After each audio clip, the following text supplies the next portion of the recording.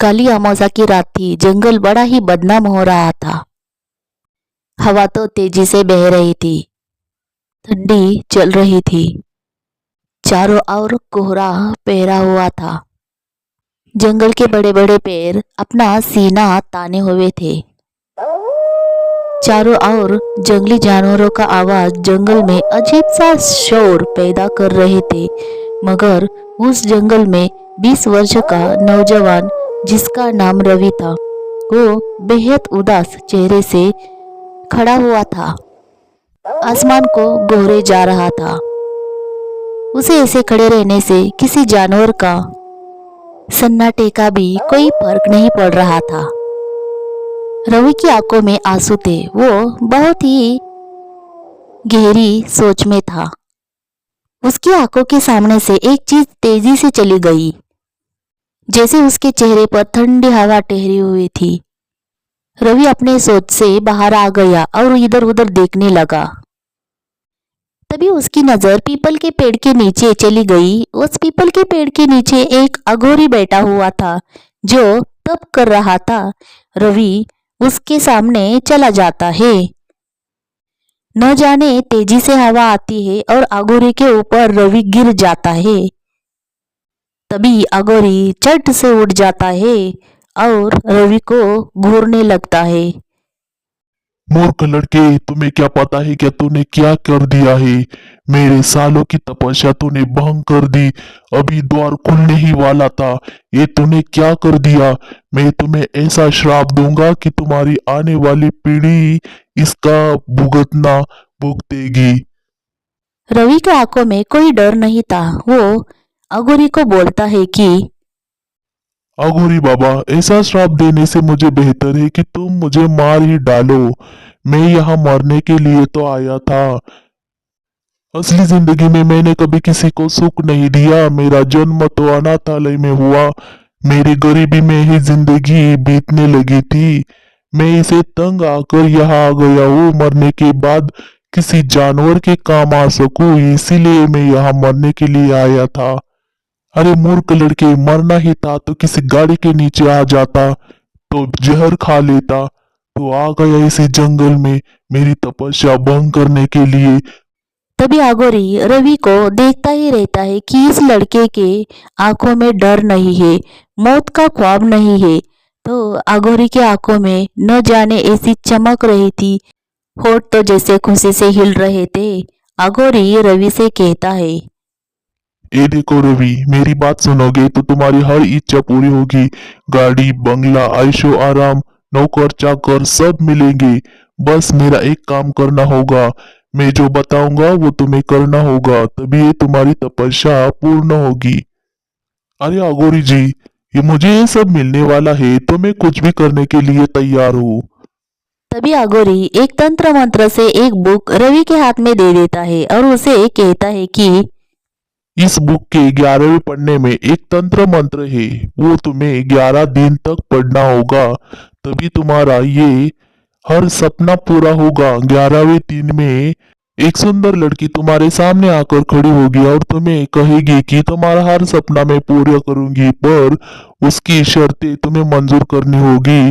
वो तुम्हारे सामने कुछ शर्तें रखेगी, पर वो शर्तें तुम मान लेना।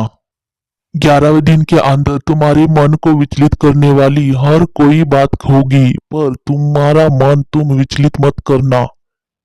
तुम्हारे तंत्र मंत्र और जाप चालू ही रखना। तभी अघोरी वहां से चला जाता है और किसी पेड़ के नीचे वो चुपकर रवि को देख रहा था। न जाने उसकी आंखें लाल हो गई थी, होठ जैसे मुस्कुरा रहे थे। अचानक से वो अघोरी गायब ही हो जाता है और रवि इधर अपनी तपों में लगा रहा था। तप करने का चौथा दिन आ गया था। तभी रवि के कानों में एक आवाज गूंजती है जो रवि की प्रेयसी थी। वो सामने आकर रवि के खड़े हो जाती है और रवि को कहती है कि रवि, कितने दिन हो गए तुमने कुछ खाया पिया नहीं। यहाँ जंगल में आकर क्या कर रहे हो? चलो उठो यहाँ से, मेरे साथ चलो, घर चलते हैं हम। नहीं तो कुछ खा तो लो।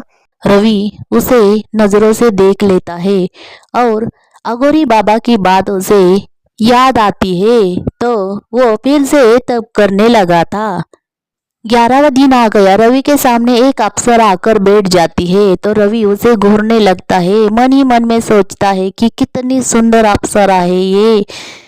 रवि उसे देखकर मोहक हो जाता है। कितनी सुंदर अप्सरा है ये। अरे तुम कौन हो? यहाँ कैसे आ गई? मैं तो यक्षिणी हूँ, यमलोक से मैं आई हूँ। तुम्हारी हर इच्छा पूरी करने के लिए मैं यहाँ आई हूँ। मुझसे तुम कुछ भी मांग लो, मैं हर कुछ दे दूंगी तुम्हें। धन दौलत, गाड़ी बंगला, नौकर चाकर, हर कुछ दूंगी। पर मेरी कुछ शर्तें हैं, वो तुम्हें माननी होगी। तभी रवि कुछ भी नहीं सोचता और झट से उसे हाँ कर देता है। अरे मेरे सपने पूरे होने वाले हैं तो मुझे हर शर्त मंजूर है।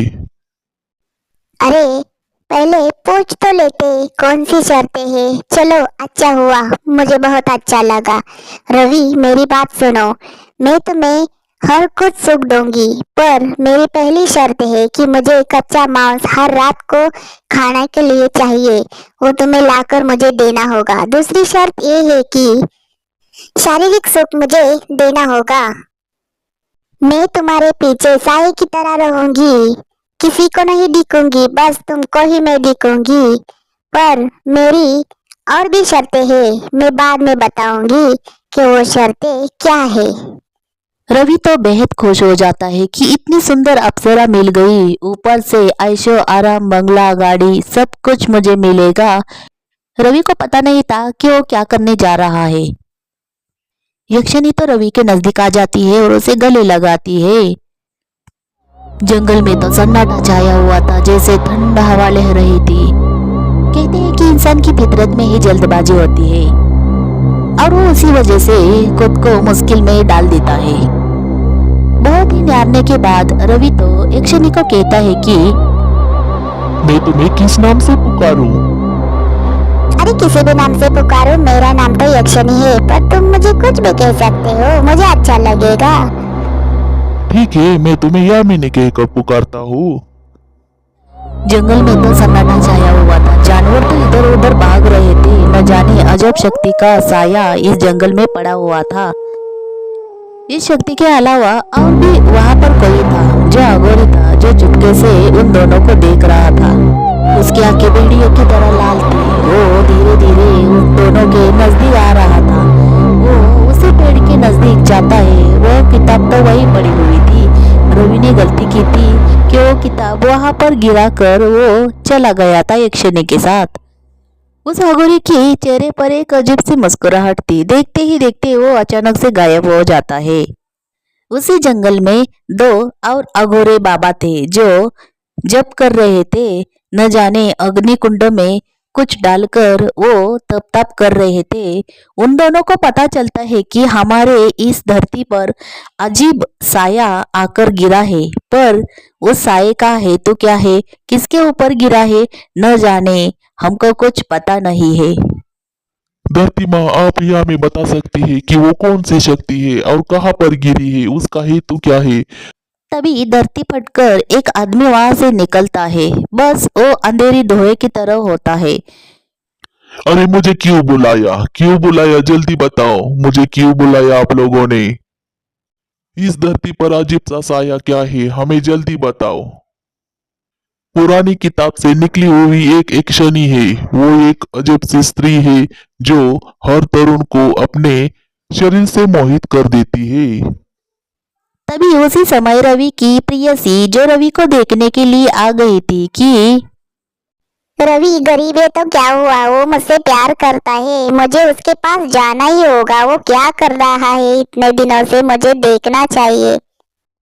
अरे ये क्या हो गया? इसी जगह पर टूटी फूटी झोपड़ी थी, अब इतना आलीशान महल।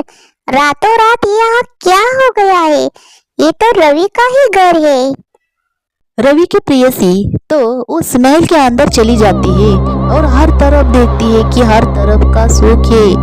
ये इतना बड़ा महल, वो देखकर हैरानी हो गई। तभी पीछे से आहट सुनाई देती है तो पीछे रवि आकर खड़ा हो जाता है।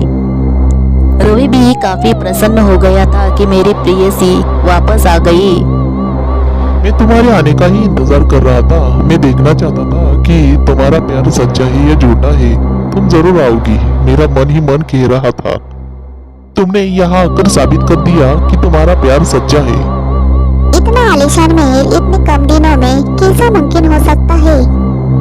बस दूर से बात ही करती रहोगी या गले भी मिलोगी? तभी रवि की प्रेयसी रवि को गले लगाती है। तभी पीछे से यामिनी ये सब देखती है और वो बहुत ही क्रोधित हो जाती है और रवि को कहती है, सुनो रवि, मैंने तुम्हें क्या कहा था, मेरी और भी कुछ शर्तें हैं, वो तुम्हें माननी होगी। और मेरी शर्त ये है कि मेरी अलावा किसी और स्त्री को तुम छू भी नहीं पाओगे। मेरे ही साथ तुम्हें जिंदगी बितानी है।